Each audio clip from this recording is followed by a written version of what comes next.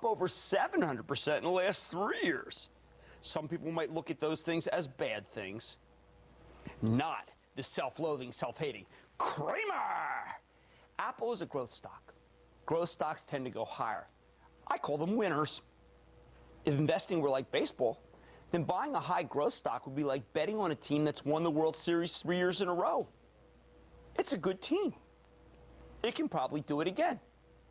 Picking stocks, let's see. It's not like flipping a coin. Sooner or later, everything does not even out. Winners keep winning because they've got what it takes. You know what happens to losers. They lose. Crammer thinks Apple's a winner. That's why it's the runner-up in the Crammer Growth Stock of the Year contest. People don't stop and think about this, but Apple has already single-handedly changed the way we listen to music. The iPod and iTunes are now the de facto standard for music. iTunes is the only store my kids get my credit card number for. I mean, you know, hey, I'll just give it to you so the whole nation can rip me off, okay? As long as they're downloading episodes of 24 on iTunes, I don't mind. Apple is just like another stock you know I like. Google! Apple's a rapacious entity. The next generation thinks Google's the repository of all knowledge. And they think iTunes is the reservoir of all content. And neither Google nor iTunes actually makes anything. That's even better than Gillette's model, because Gillette still has to make darn razor blades. For the first time in history, Apple has vertically integrated the music business. They have the software, they sell you the songs, and then they sell you the player.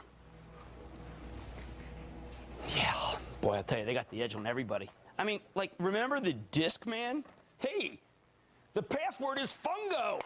All right, and once you've imposed your format on the rest of the world and created a brand that people trust and love, a brand that's synonymous with cutting edge and coolness, then you're in.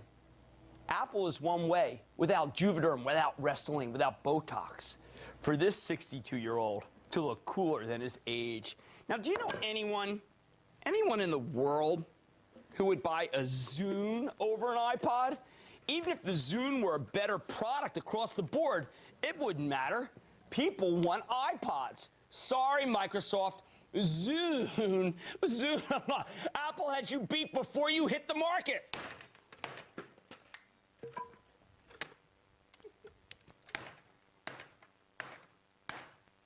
What the heck? It was only a matter of time.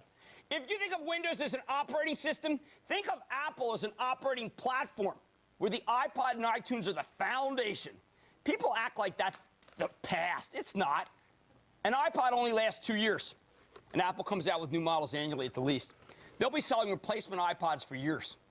But now that they set up their operating platform, they can expand, and that's where the future growth can come from. It's why Apple is my #2 growth stock for 2000.